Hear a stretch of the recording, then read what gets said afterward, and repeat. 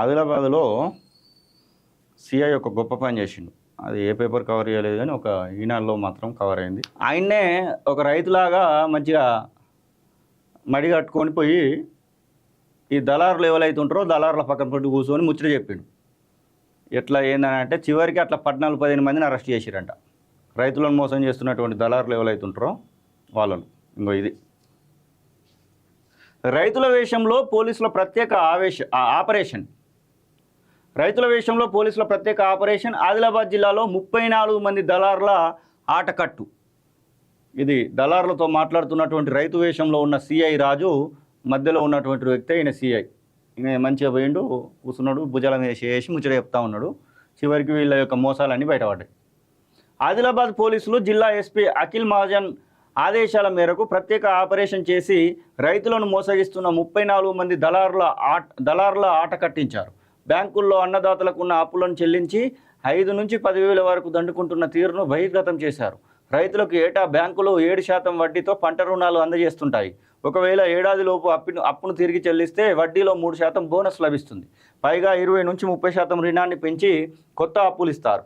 కొందరు దళారులు రైతుల పాత అప్పులను చెల్లించి కొత్త రుణం ఇప్పించి వారి నుంచి వేలు కాజేస్తున్నటువంటి తీరుపై ఎస్పీకి సమాచారం అందింది. ఆయన ఆదేశాలతో బుధవారం పోలీసులు 16 బృందాలుగా 9 మండలాల్లో రైతుల వేషధారణలో రంగంలోకి దిగారు.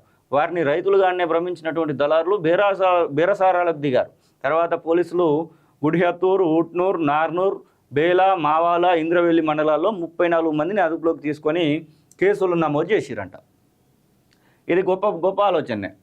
ఆ ఎస్పీ గారికి హ్యాట్సాప్ చెప్పచ్చు. ఎందుకంటే వాళ్ళ రూపకంగా పోతే వీళ్ళే అనుభవిస్తారు కదా.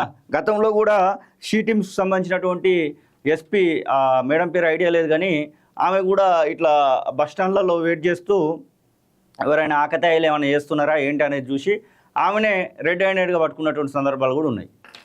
అట్లనే ఏపీకి సంబంధించినటువంటి ఒక అధికారి అయితే డైరెక్ట్గా అసలు పండ్ల మార్కెట్లకు వాటి డైరెక్ట్గా మామూలు వ్యక్తిలాగా పోయి అక్కడ ఉన్నటువంటి పరిస్థితి.